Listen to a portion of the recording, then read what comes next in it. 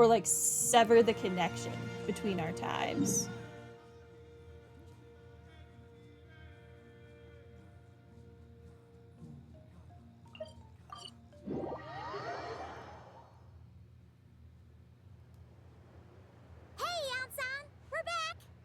We ran into quite a big group from the Abyss Order just now. Has something happened at the front? Quite a big group? We ran into 2 monsters. 2! That's not a big group. That's not even really a group. It's a pair. The front line has collapsed. Huh? But how? Did the Abyss Order send in reinforcements? No, relax. Their front line has collapsed, not ours. Feels like you could have phrased that more clearly at the start. But this is good news, right? Why'd you still look so serious? Did we unleash the Pyro Archon's might on them? No, we're still mustering troops. Nowhere near ready to go on the offensive. So at first, I was also confused about what exactly happened out there. But just now, I got the full story from a guard who was on the scene. He watched the enemy lines crumble in real time. What did he see? One person. Just a single individual. They stormed the enemy lines and attacked with a vengeance, cutting them down like paper dolls. Who? They wielded an unknown power and fought with a sword style that no one recognized. The guard who relayed this to me said that before he even had time to react, the enemy was decimated. Okay, I think I know what happened. I'm only recounting what I heard, and I'm sure the guard in question must be exaggerating to some extent. But still, we have to identify this person, and assuming they're a neutral party, we'll need to figure out how to engage with them. Clearly they're a force to be reckoned with, so we don't want to come across as too weak or too hostile. It's quite a diplomatic conundrum. You don't need to sweat it, Eon-san. From your description, we're already pretty confident that we know this person. Is it Dainsleif? That's my only guess. Honestly, with the Abyss Order acting out so publicly, it's about time he showed up. It is Dainsleif. Yeah, who else could it be? Dainsleif! Did not expect the Traveler to talk. Always weird whenever that happens. Ah, dang it. I might as well just go over myself. Giddy up!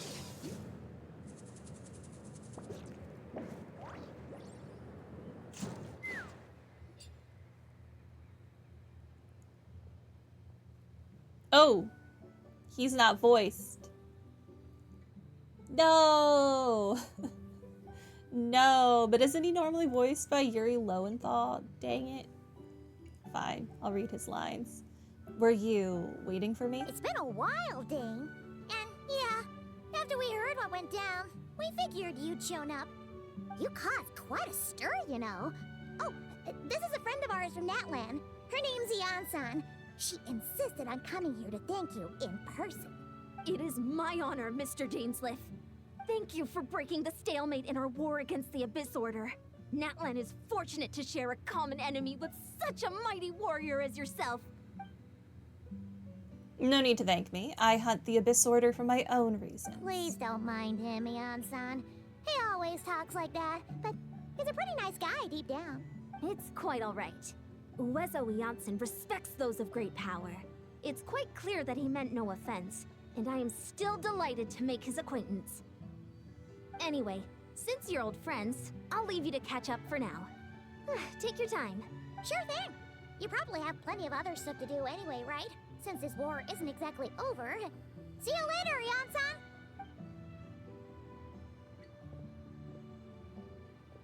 Hey, Dane. Would it have killed you to be a little more polite? She's our friend. Eon-san, yes, I will remember the name, but I will not invest more emotion than is necessary when dealing with the citizens of the Seven. It is a matter of principle for me.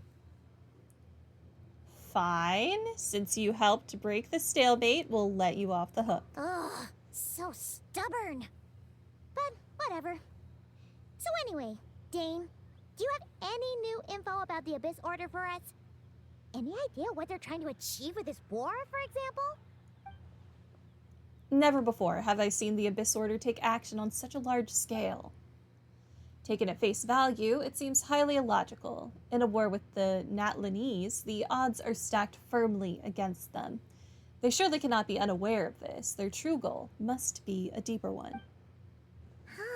We thought so too.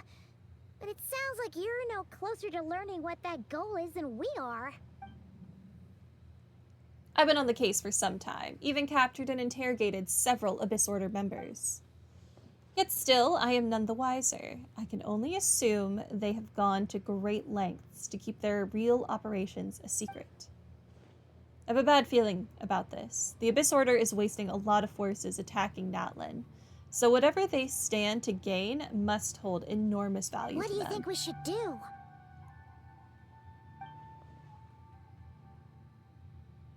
Since we lack actionable intelligence, for now, we might as well continue to focus on the fighting.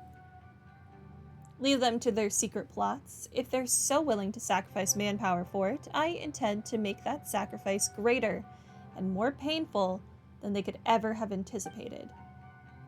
If we use this opportunity correctly, I believe we can eliminate the vast majority of the Abyss Order's forces. They'll never be able to mount such a large campaign ever again. That outcome is well worth our time. And the sooner we can do that, the better. That's right.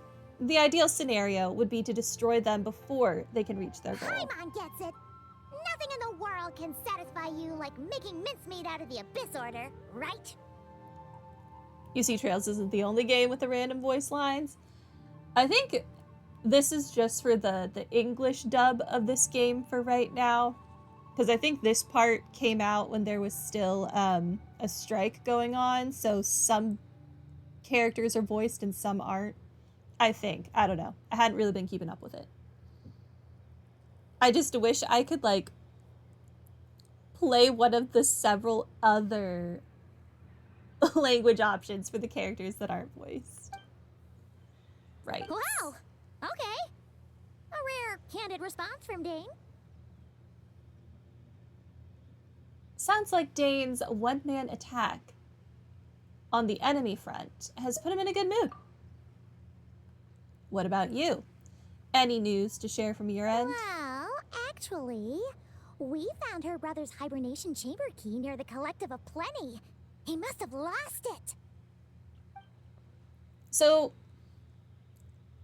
is the way the Traveler travels through space like how it works in, oh god, what is the name of that movie? Passengers, where they're in hibernation chambers, going through space, and they'll wake up when they get here hundreds, if not thousands of years later. Because I super just thought they were immortal, and they just took however long it took to get there. But they were still, like, awake and cognizant. I need more info. So he's here in person, unsurprising, given the scale of this operation. Oh, and there's more! After finding the key, we also ran into this weird girl. She kept seeing monsters that we couldn't see, and then, this other time, we saw a load of monsters, but she couldn't. She also said she was on a journey to find the Savior. Her description of this Savior matched the Traveler pretty closely, so we figured it's probably her brother. Hold on. That girl called him the Savior? Yeah, that's right. Is something the matter, Dane? The last time I heard that term was before the Cataclysm. And not just that, it referred to your brother then, too. But who would still believe in the myth of the Savior when the Cataclysm has already taken place? It makes no sense. That term's been around even before the Cataclysm.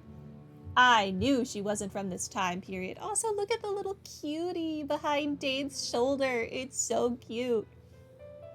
I really wanted a plush of some of the Saurians, but I just can't find good ones anywhere. Wait, wasn't her brother called the Prince, though? Where did this Savior thing come from? The official ones that I've seen have only been like the little tiny ones. I think they sold out of the bigger ones before I got to place an order. Very sad. Not that I really need one anyway. Well, when he was first granted the title of prince, the Vinster king and the entire court of Conria set about loudly proclaiming the might that he would bring to the nation. They made it sound as if, with him there, all pain and suffering would be washed away and the future of Conria would be brighter than anyone could imagine. It is sad. That little thing is so adorable. The Savior was the celebratory title given to the prince by those who believed this rhetoric. Of course, you know how that story ended. In hindsight, the cruel irony is glaring. All that title really stood for was the Vinster King's lust for power. Huh. Sounds like the people of Conria really believed in him. Is that why Ether's so determined to revive the homeland? Because he thinks he's failed as the Conrians' savior? But that certainly doesn't explain everything. There must be other reasons. As for the girl you met, allow me to offer some speculation. I suspect she is descended from pure blood Conrians afflicted with the curse of immortality. They must have resettled somewhere remote, cut off from the rest of the world. That would explain how her people retained their ancient beliefs, including the myth of the golden-haired savior. Ah, Paimon gets it now. So, a bit like Kaya, except she grew up somewhere more isolated? Still, that doesn't explain the invisible monster situation. If she can't provide us with any more valuable intelligence, I suggest we shift our attention back to the Abyss Order. Sure. Also, why don't you stay with us at the Masters of the Night Wind for tonight? You must be tired after all that fighting today. I will consider it, but we must discuss our next steps first thing tomorrow morning. We can't give the Abyss Order any time to regroup. Wait until the following day, 8 to 10 a.m. Okay.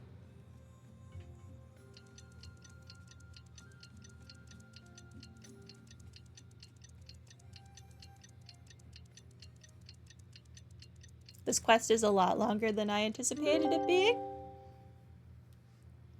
Let's just hope we get through at least this one Archon quest today. Life goals. He's all the way over there. That's so inconvenient.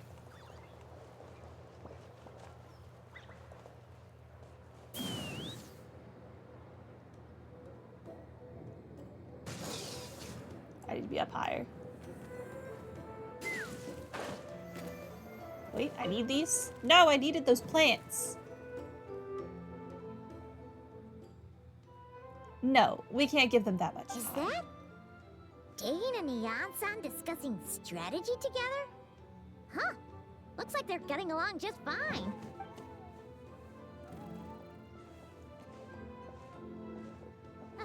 Morning! What are you guys talking about? Ah, you're here. I have some good news to share with you. We just got word from the Scions of the Canopy. Their intelligence has reported that they've discovered the Abyss Order's headquarters in Natlan. After their front lines dissolved, the bulk of their forces fell back to that area. It's also where their central command is located. The location? The Cinder City. The where? Cinder City, huh? That tracks. Seems like their kind of place. Hey, this is great! This could be our chance to crush the Abyss Order once and for all! And with any luck, maybe we'll find your brother there too! Yep, our army is almost ready, and we've sent a message to Malwika to let her know the plan. We can't really launch an operation this big without the okay from the Archon. I beg to differ. This is wasting time. You have the intel you need, so act on it. Every second you delay only increases the Abyss Order's odds of survival. Yeah, but I would rather go into this with the backup of a literal god, Dainsleif. I've already explained my reasoning, Mr. Dainsleif. I understand your concern, but an immediate strike is not on the cards for us. You might be immortal, but the rest of us aren't. Okay, well, the Traveler probably is, and Paimon probably is. Iansan's not immortal. Very well. Then I will go there alone. Thank you for the intel, You're Iansan. gonna go on your own? Come on, be sensible. Just wait a tiny bit longer, and you'll have a whole army going with you. It's all right. I support your decision, Mr. Dainsleif. Huh? Shouldn't you be talking sense into him? He's like immortal. What's it gonna do? I admire his courage, and I believe he is strong enough to take on the Abyss Order on his own. And even if things don't go to plan, he just needs to bide his time until we arrive with reinforcements. Mr. Dainsleif, I wish you the very best of luck. Thank you. Looks like he's waiting for you to say something, Traveler. All right, fine. I'm coming. For a second there, Paimon actually thought he was gonna brave it alone. And then he called his own bluff. Meet up with Dainsleif. Okay. That way 1,000 meters. Moving right along. What is this?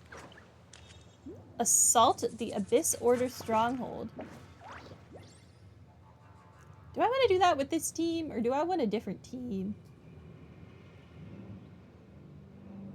Nah, I'm sure we'll be fine.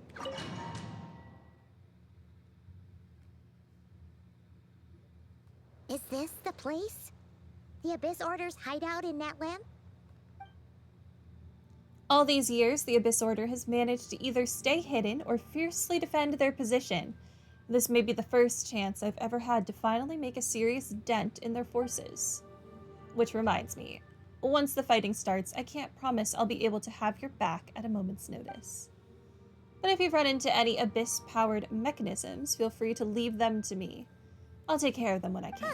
It's been so long since we fought with Dane side by side. Paimon's confident we can clear this place out long before Eon-san arrives. And if you get to meet your brother again, even better. Let's go! When was the last time we fought with Dane? Was it the chasm? That was so long ago.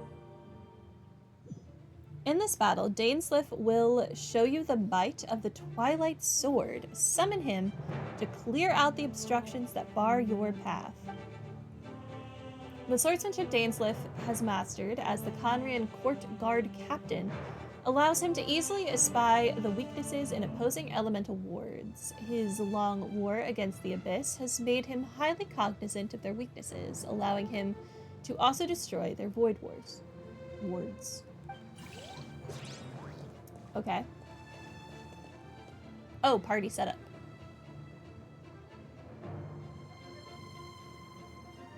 I'm sure we'll be fine.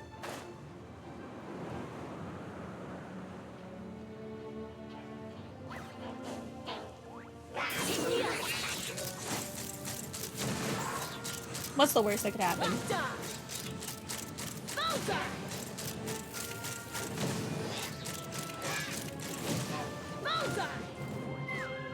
That being said, I would like you to heal me real quick.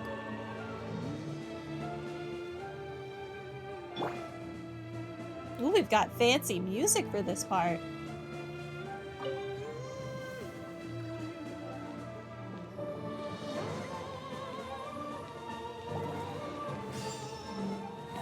Right here. Emerge. Aw, dang it. Took mine.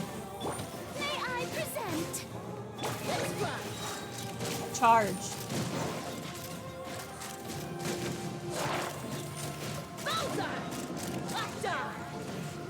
Oh, another one of you.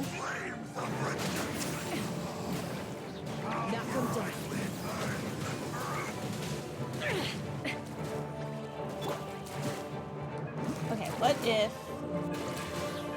Can I not summon Dainsleif right now? Why? Go in! Strike a pose! Okay, I should not have used this team.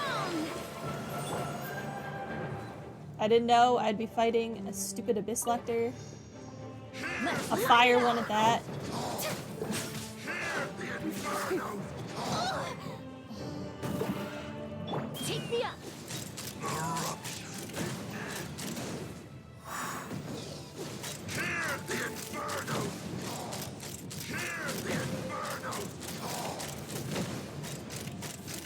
Can you be dead, please? So I can move on with my life. Open fire. Thank you. This is a very different battle from the one we fought with the Ansan. No one's backing down.